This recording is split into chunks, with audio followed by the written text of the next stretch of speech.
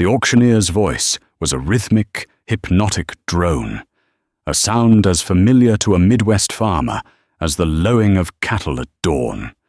It hammered against the corrugated steel walls of the Morton building, rattling over the heads of 100 men in seed corn caps and dusty overalls. It was March of '73, a raw wind scraping across the flat brown fields of Fulton County. But inside, the air was thick with the scent of stale coffee, damp wool, and the faint, sweet smell of auction house desperation. I stood near the back, my arms crossed over my chest, my knuckles raw from a morning spent wrestling with a frozen water pump on the old Farmall M. My name is Silas Blackwood, and I wasn't there for the household goods or the hand tools. I was waiting for Lot 247, a ghost from a bygone era, a John Deere No. 25 pull-type combine.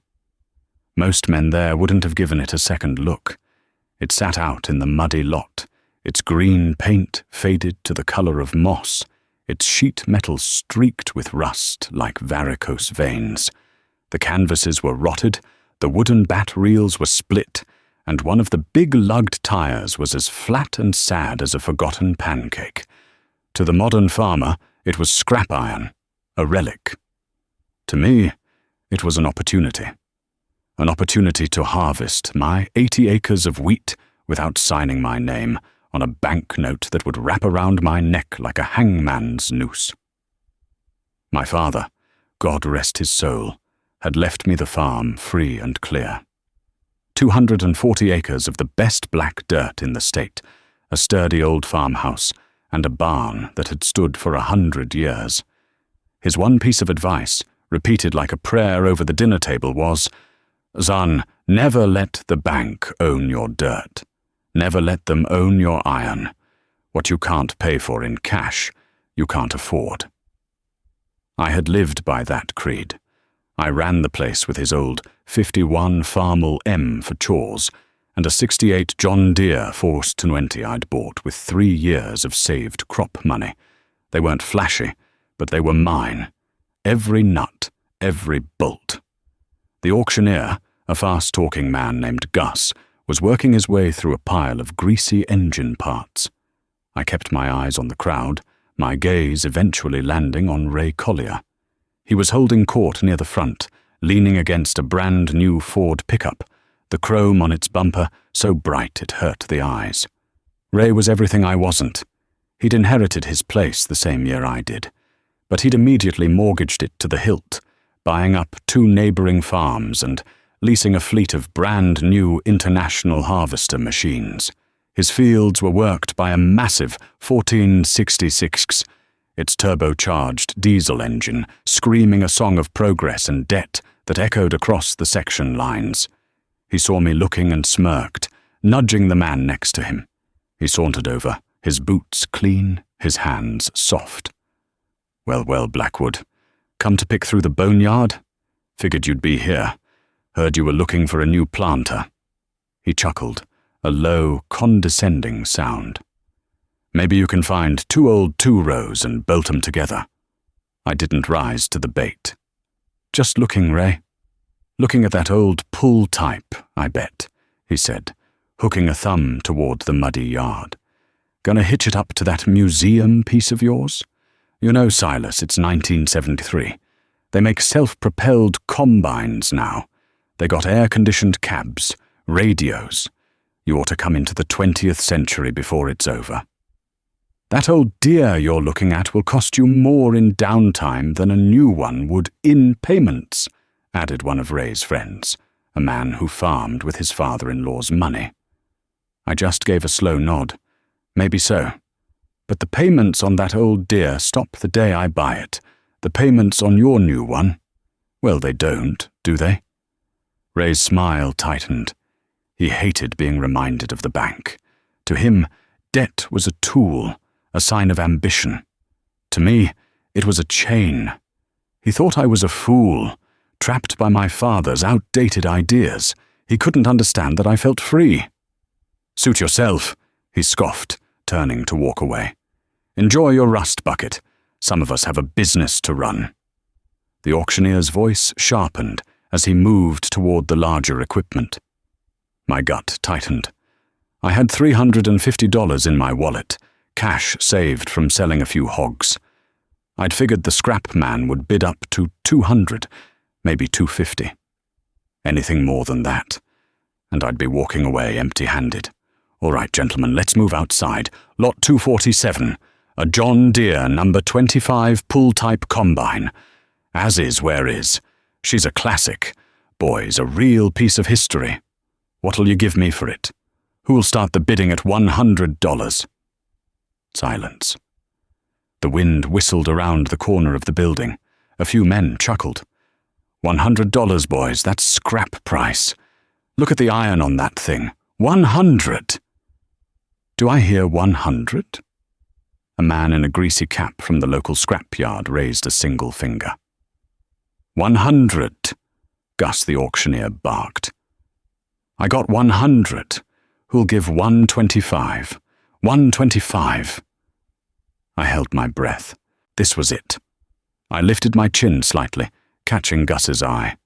125, he yelled, pointing at me. The scrap man immediately shot back. 150.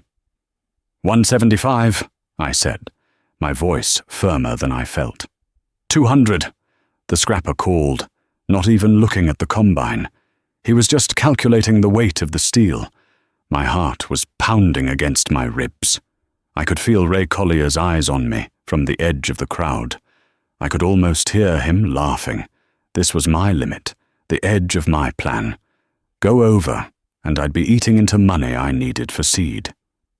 Now, before we go any further, I have to ask you folks, you're standing there in my worn-out boots. You know what that machine means. It's the difference between begging the custom harvester to show up on time and bringing in your own crop on your own schedule. It's the difference between independence and dependence. But the price is climbing. The new easy way is just a signature away at the bank, a path everyone else is taking. The hard way is right in front of you, covered in rust and costing more cash than you'd planned. What would you do? Would you stick to your guns and pay the extra $50? Or would you fold and admit the new way might be the only way?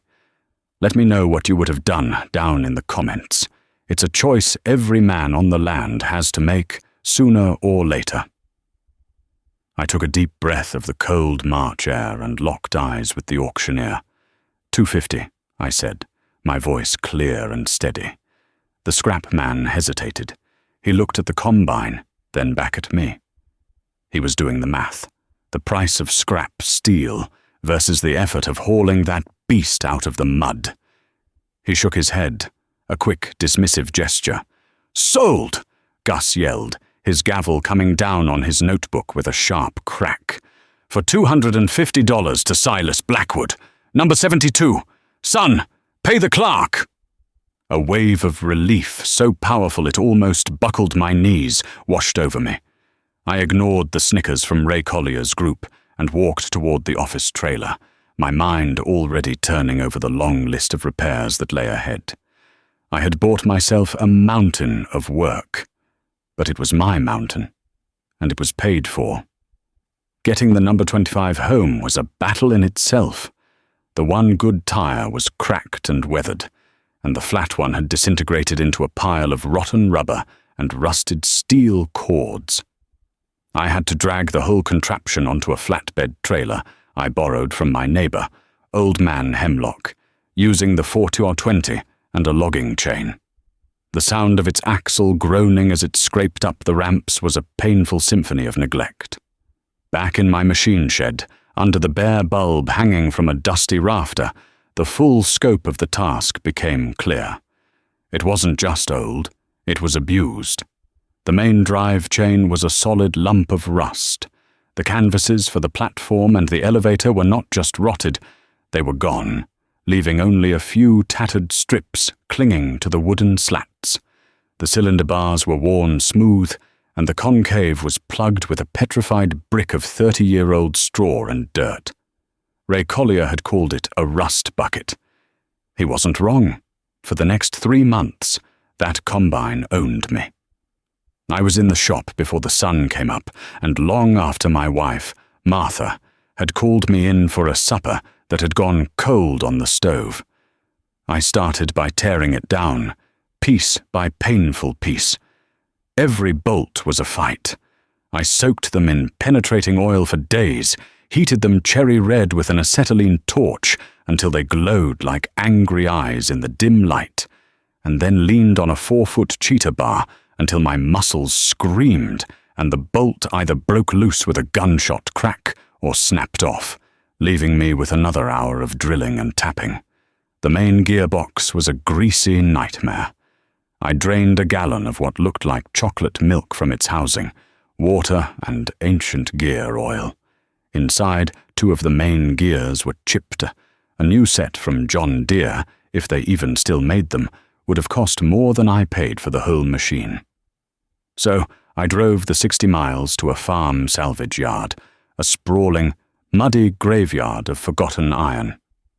I spent a whole Saturday climbing over the carcasses of derelict combines, my hands getting sliced on sharp, rusted metal, until I found another number 25, half swallowed by a stand of sumac. Its gearbox was intact.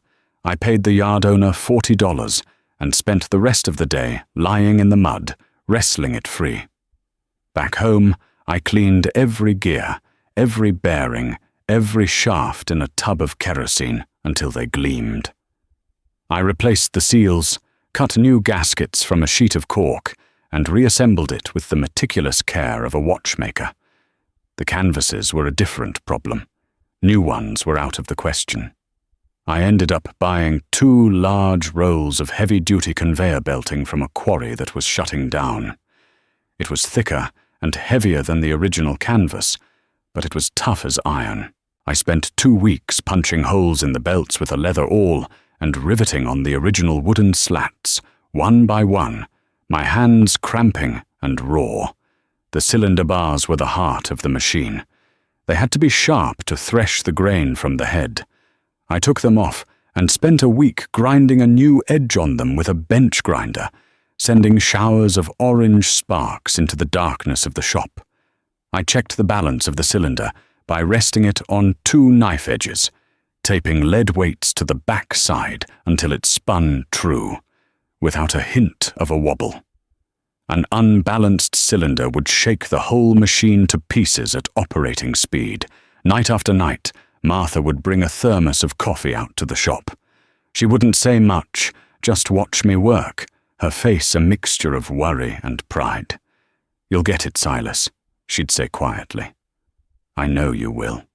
Her faith was more fuel than the coffee. The community wasn't so kind.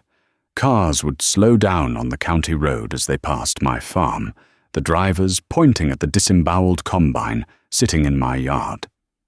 The talk at the grain elevator was that Blackwood had finally lost his mind. "Heard he's trying to build a combine out of junkyard parts," they'd say with a laugh. "Guess that's what happens when you're too stubborn to talk to the banker." Ray Collier was the worst.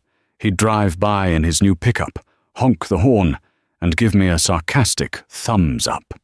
He saw my struggle as a confirmation of his own brilliance, my grease-stained clothes and busted knuckles as proof of my failure. By late June, with the wheat in the fields turning from a deep green to a pale gold, she was ready. I'd replaced every bearing, greased every zerk, and patched every hole in the augers. I'd even found a gallon of old John Deere green paint at the back of a shelf in the hardware store and gave her a coat, not to make her look new, but to give her a shield against the rust that was trying to eat her alive. The day I hitched the 40-20 to her and pulled her out into the sunlight was a day I'll never forget. I engaged the PTO, and with a groan and a clatter, the old machine came to life. The chains clinked, the canvases rolled, and the cylinder began to hum, the sound rising to a steady, powerful roar. It wasn't the quiet, hydrostatic whisper of a new machine. It was a mechanical symphony, a loud, honest declaration of work. It was the sound of my own 2 hands. The first harvest was hell. The old combine, for all my work, was temperamental. A drive chain jumped its sprocket on the first day, and I spent 2 hours in the hot sun, fishing it out of the guts of the machine. A wooden bearing on the straw walkers overheated and started to smoke, forcing me to shut down and fabricate a new one from a block of oak. I was constantly stopping to adjust the sieves, to tighten a belt, to clear a slug of wheat from the cylinder. Meanwhile, Ray Collier's brand new International 9/5, a gleaming red monster, devoured his fields in a single, effortless pass. His grain trucks were rolling to the elevator by the second day, while I was still fighting my way through my first 20 acres. He finished his wheat in 3 days. It took me 9. 9 days of sweat, grease, and frustration, working from sunup until I couldn't see any more, fixing the machine by the headlights of my pickup. The men at the co-op shook their heads when I finally brought my last load in. "Tough go of it, Silas?" the manager asked, a pitying look in his eye. "Got it done," I said, handing him my scale ticket. It wasn't a record harvest, but it was a good one, and when I got the check, it was all mine. Not a dime of it was promised to a bank or an equipment dealer. That night, I sat at my kitchen table, the check in my hand, and I felt a sense of peace that Ray Collier, for all his new iron, would never understand. I had faced the struggle, and I had won. But I knew, deep down, the war was just getting started. The next few years were good ones for farmers. The early 70s brought a wave of prosperity, the likes of which no one had ever seen. In 1972, the Russians bought millions of bushels of American grain, and the markets went wild. The price of corn, which had been hovering around $1.10 a bushel, shot up to $3. Soybeans went from $3 to nearly $10. The Secretary of Agriculture, a man named Earl Butz, was on the radio telling us to get big or get out, to plant fence-a-row to fence-a-row. It felt like the good times would never end. For men like Ray Collier, it was a gold rush. With the price of land skyrocketing, the equity in his farm ballooned overnight. The bankers, who saw farmers as the safest bet in the country, were throwing money at him. Ray used it. He bought another 160 acres from a retiring neighbor, paying a price per acre that made my father turn over in his grave. He tore down his old machine shed and put up a massive new one, a steel palace big enough to hold an army. He traded in his old 1466 for the biggest thing International Harvester made, a new 4306, a 4-wheel drive articulated beast that looked like it could pull the whole county. He bought a new Gleaner L2 combine, the biggest on the market, complete with a grain monitor and a stereo in the cab. His operation was the model of modern efficiency, a showcase of chrome and horsepower. He was featured in the county newspaper, standing in front of his new equipment, talking about expansion and the bright future of American agriculture. He was the king of Fulton County. And me? I just kept on doing what I'd always done. The high crop prices were good for me too. The money that flowed into our bank account was a godsend. But I didn't see it as a ticket to get bigger. I saw it as a chance to get stronger. I paid off the small operating loan I took out each spring for seed and fertilizer. Then I kept paying, getting a year ahead. Then 2. I used the extra cash to build a better foundation. I tiled a low-lying 40 acres that had always been too wet, turning a mediocre field into my best producer. I rebuilt the fences around the pasture. I put a new steel roof on the barn. And I invested in my iron, but not the way Ray did. I went back to the salvage yards. I bought another junked number 25 combine and a wrecked 4020 tractor. I stripped them down, salvaging every usable gear, shaft, bearing, and hydraulic line. My machine shed started to look like a parts warehouse. I had spare water pumps, injectors, transmissions, and final drives, all catalogued and stored on heavy wooden shelves. When the water pump on my 40C20 finally gave out for good, I didn't have to wait 3 days for the dealer to order one. I walked out to the shed, pulled a rebuilt one off the shelf, and had the tractor running in 3 hours. My downtime was measured in minutes, not days. To everyone else, I looked like a fool, a man standing still while the world rushed past him. Ray would drive by my place and just shake his head. "Look at him," I heard he told some guys at the diner. "Still tinkering with that junk. The man's sitting on a gold mine, and he's afraid to dig. Prices like this won't last forever.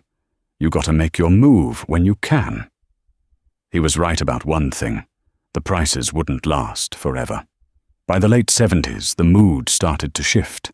You could feel it in the air, a subtle change in pressure before a storm. The news on the radio was all about inflation. The price of everything was going up. Fuel, fertilizer, seed, parts. A new tire for the 4020 that had cost me $200 in '73 was now over $400. And then there was the interest rate. The Federal Reserve, trying to tame inflation, started raising it.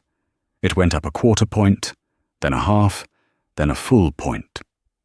At the bank, the loan officers who had been begging farmers to take money a few years earlier were starting to look nervous. I went in one day to deposit a check, and I saw Ray Collier in the manager's office. He wasn't smiling his usual confident smirk. His face was pale, and he was arguing, his voice low and tight. That evening I was out in the shop, sharpening the blades on my sickle bar mower, the smell of grinding steel hanging in the air.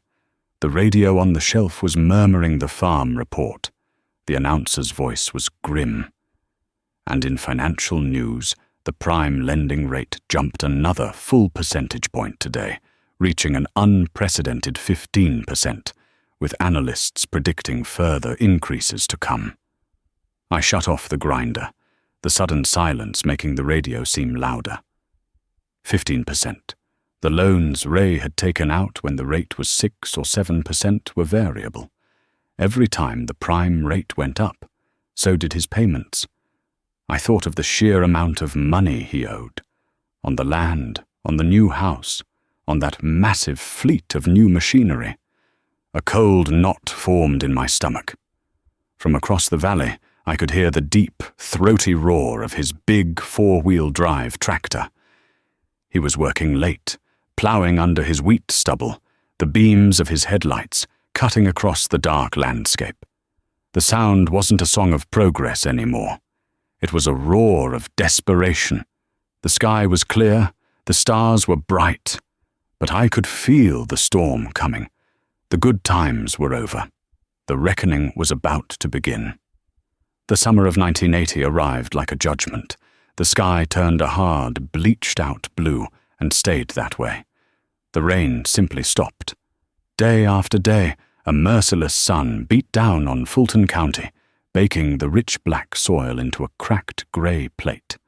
The corn, which should have been shoulder-high by July, stood stunted and yellow, its leaves rolling inward as if in prayer for a drop of water that never came.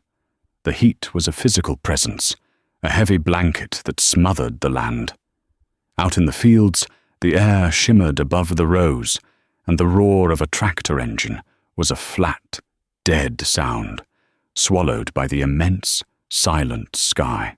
For the first time, I saw real fear in the eyes of the men at the co-op. They talked in low voices, not about crop prices, but about the forecast, about wells running dry, about the subsoil moisture being gone. I felt the pressure like everyone else. My crops were suffering, but my costs were fixed. My machinery was old, but it ran. My land was paid for. My only real worry was the harvest. If the corn didn't make, it would be a lean year. But we would survive. We had a deep pantry, a herd of cattle that could get by on pasture, and no letters from the bank. For Ray Collier, the drought was a catastrophe. He was farming nearly 1,000 acres now, all of it corn and soybeans, all of it planted with borrowed money. His break-even point was terrifyingly high. He needed a bumper crop, sold at a premium just to make his interest payments. He wasn't getting one. One sweltering afternoon in August, I was replacing the sickle sections on my old John Deere mower when I saw Ray's big International 4366 crawling down the road, pulling a massive disc. He was tearing out a field of corn that had failed completely, trying to get a cover crop planted to hold the soil. The tractor was moving slowly, erratically, and a thin trail of black smoke pulsed from its exhaust stack. As it drew parallel to my farm, there was a loud bang, like a rifle shot, followed by a high-pitched hydraulic squeal. The tractor shuddered to a halt, listing to one side. I wiped the grease from my hands and walked out to the road. Ray was climbing down from the cab, his face flushed red with heat and anger. He kicked one of the huge tires, a gesture of pure, childish frustration. A river of hydraulic fluid was pouring from beneath the articulated joint of the tractor, pooling like black blood on the hot asphalt. "Trouble?" I asked, keeping my voice neutral. He spun around, startled. "What's it look like?" he snapped. "Main hydraulic line on the steering cylinder blew. Took the pump with it, sounds like." He gestured vaguely at the complex heart of the machine, a maze of high-pressure hoses, valves, and wiring. "It's the second time this month. Damn thing's been nothing but problems." "Dealer have the parts?" I asked. He let out a bitter laugh. "Dealer? They've got to order the pump from the regional depot in Moline. Might see it in a week." "A week? And it'll cost me $3,000 I don't have." He looked at his dead iron, then at my machine shed, where the front grille of my 4020 was visible. "Must be nice," he said, his voice dripping with a strange mix of sarcasm and envy. "When something breaks on that old junk of yours, you can probably make a new part yourself out of a tin can and some baling wire." "Sometimes," I said quietly. "Sometimes I just walk to the shelf and get the spare I pulled from a salvage yard 5 years ago." The remark hit him harder than I intended.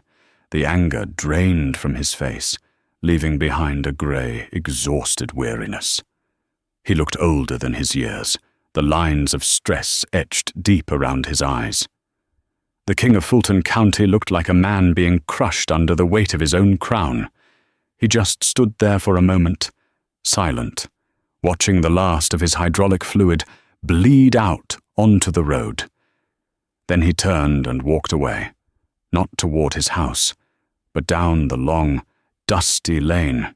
His shoulders slumped in defeat. The drought broke in the fall, but it was replaced by a different kind of plague.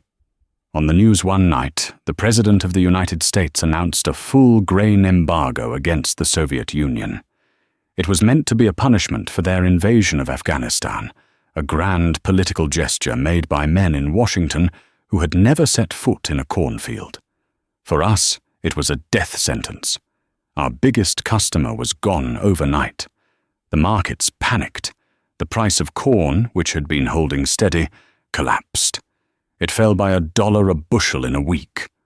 Suddenly, the math became impossible. A farmer who had borrowed money based on $3 corn now had to pay it back with $2 corn. It couldn't be done. The whispers of trouble in the county became a roar.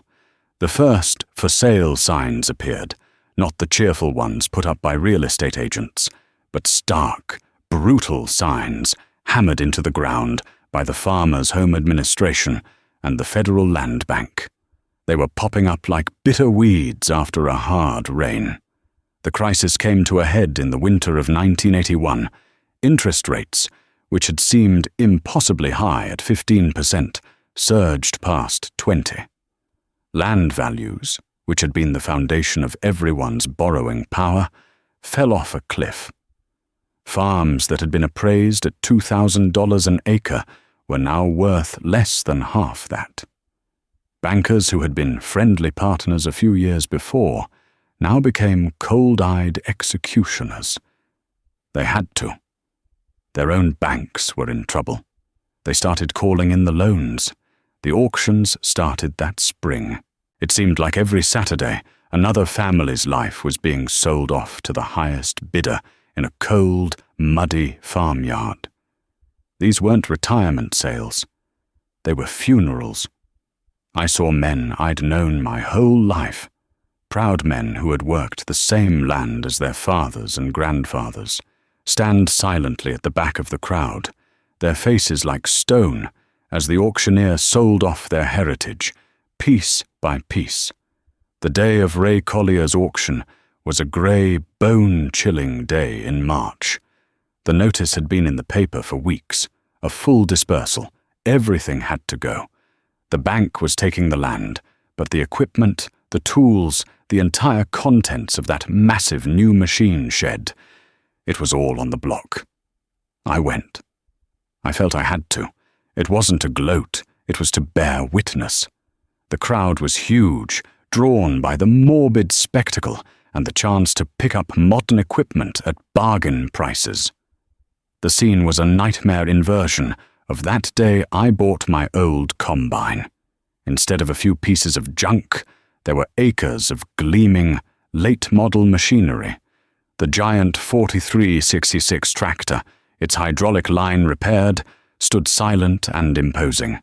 The Gleaner L2 combine, with its 20-foot grain head, looked big enough to harvest the whole world. It was a monument to a dream that had died. Ray was there, standing near the house with his wife. He looked like a ghost. He was thin, hollowed out, his eyes vacant. He wasn't talking to anyone. He just stared straight ahead as the auctioneer started in on the small shop tools, his voice echoing off the steel walls of the shed that Ray had been so proud of.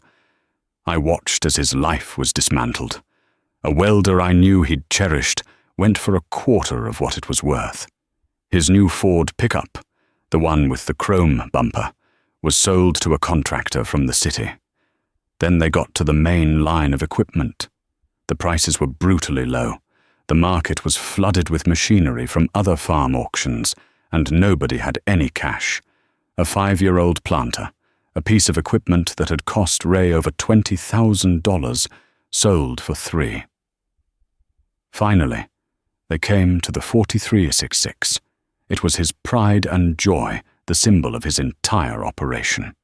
The auctioneer started the bidding high, trying to build some excitement. "All right, boys, here she is. The pride of the fleet, a real powerhouse. Who'll give me $40,000 for this beautiful machine?" Silence. The crowd just stared. $40,000 was a fortune no one had. $30,000 then. $30,000. Look at the rubber on it, boys. It's nearly new." A low bid came from the back. 15. The auctioneer's face fell, but he had no choice.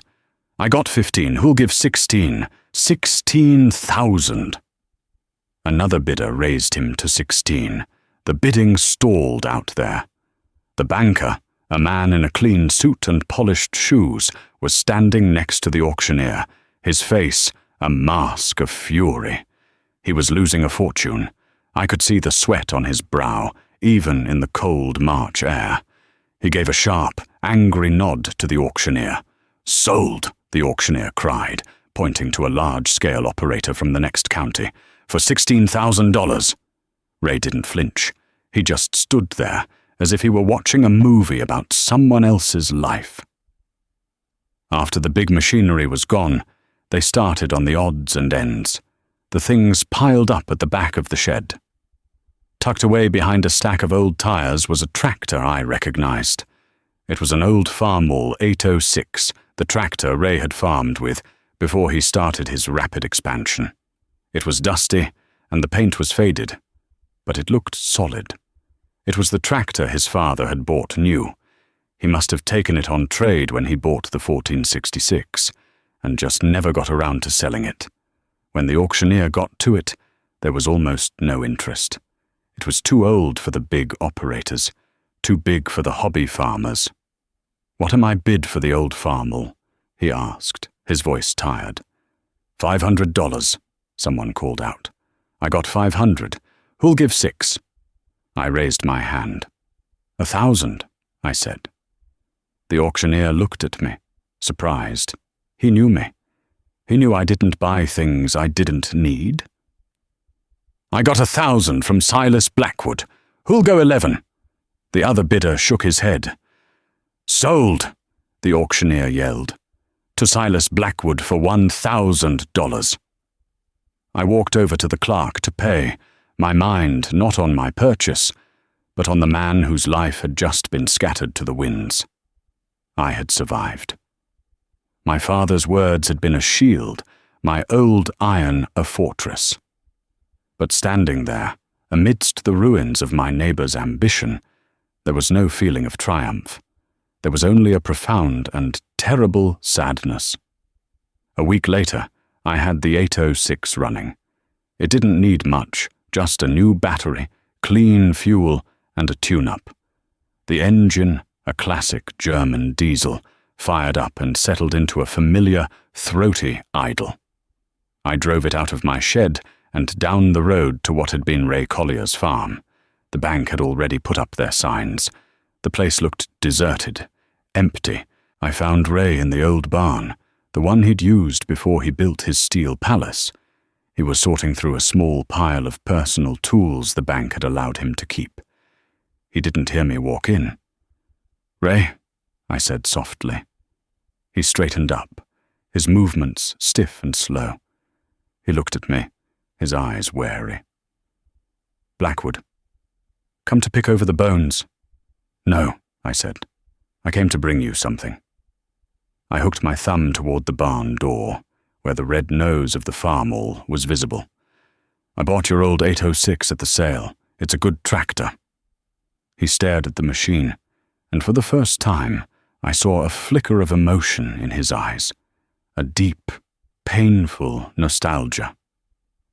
"My dad bought that tractor," he said, his voice barely a whisper. "I learned to plow with it." "I know," I said. "It belongs here. I want you to have it." He looked at me, confused. "I can't pay you for it, Silas. I've got nothing left." "I'm not asking you to," I said. "I'm not giving it to you either, but I'll sell it to you for what I paid, $1,000. You can pay me when you get back on your feet. No interest." I paused, then added, "And I heard old man Hemlock is looking for someone to rent his North 80. He needs a good farmer. He can't handle it himself anymore." Ray just stood there, staring, first at the tractor, then at me. His face, which had been a hard mask of pride and despair, began to crumble. His eyes welled up, and he turned away, leaning his forehead against a dusty wooden post. He didn't say anything for a long time. I just waited. Finally, he straightened up and wiped his eyes with the back of his hand. He looked at me, and the years of rivalry, of condescension and mockery were gone. "Why?" he asked, his voice thick. "After all of it, why would you do this for me?" I thought of my father. I thought of his advice, which had always been about more than just money. It was about decency. It was about knowing the difference between what something costs and what it's worth. "Because this is a hard life," I said, "and nobody gets through it alone. We're neighbors, Ray. That's got to mean something." That was the day the war ended. The community had seen it all. They saw Ray's empire fall, and they saw me, the stubborn fool with his junkyard combine, still standing when the dust settled. The talk at the grain elevator changed. Men who had laughed at me started stopping by my shop, holding a broken part in their hands.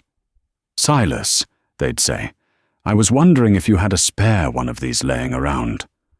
My boneyard became a lifeline for a dozen small farms, helping them keep their old, paid-for equipment running through the lean years. I never charged them more than what a part was worth. Ray took the deal. He rented Hemlock's 80 acres and farmed it with his father's 806. It was a hard struggle back. He and his wife took jobs in town to make ends meet. But slowly, painstakingly, he clawed his way back. He paid me the $1,000 for the tractor 2 years later, handing me the cash in a sealed envelope with a simple, handwritten note that said, "Thank you." We never became close friends, but a quiet, profound respect grew between us. Whenever we'd pass on the road, we would raise a hand to each other, a silent acknowledgement of the storm we had both, in our own ways, survived. Years passed. The farm crisis faded into a painful memory. The 1980s gave way to the 90s. My son David grew up and decided to stay on the farm. He had my father's hands and my quiet patience. I never pushed him, but I was proud when he chose the life. One crisp autumn afternoon, I was out in the machine shed, watching David work. He was in his 20s now, strong and capable. He was working on the old number 25 combine. We'd finally retired it from front-line duty a few years back, replacing it with a well-maintained but still 20-year-old John Deere 6600 I'd bought for cash. But we kept the old pull type, and we'd use it to open up the fields each year, more for tradition than anything else.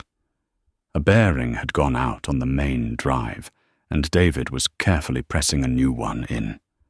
He looked up from his work, his brow furrowed in concentration. "Grandpa always told you to never let the bank own your iron," he said. It wasn't a question. "That's right," I said, leaning against the workbench. He did. "And you believe that?" "I've lived it," I said.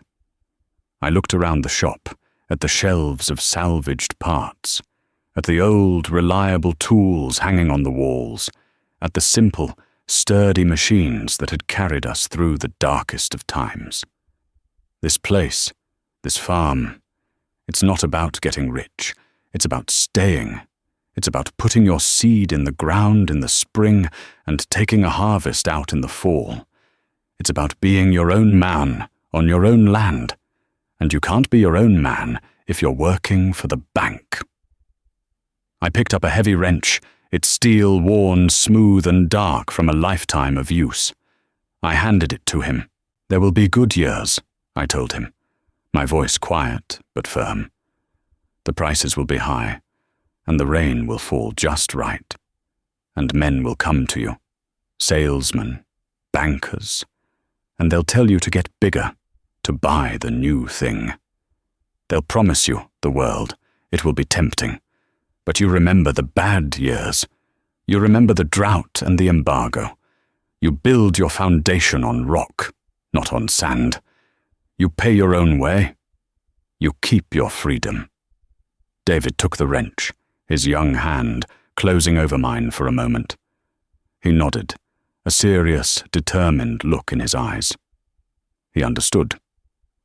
I walked to the big door of the machine shed and looked out. The sun was setting, casting a long, golden light across the harvested corn stubble. From across the valley, I could hear the distant, steady hum of a tractor. It was Ray Collier, working his own ground again, on a farm he had managed to buy back, a smaller, humbler place. But it was his. The sound was peaceful, content. It was the sound of survival. My old Farmall M was parked by the barn, its red paint faded but dignified. The 4020 was resting in the shed, ready for the next day's work. They were more than just machines. They were partners. They were survivors. They were a legacy. And as the last light of the day painted the sky in shades of orange and purple, I felt a deep and abiding peace settle over me. the kind of peace that doesn't come from a balance sheet or a bank statement. It was the peace of a man who owned his own dirt, his own iron, and his own soul. And it was more than enough.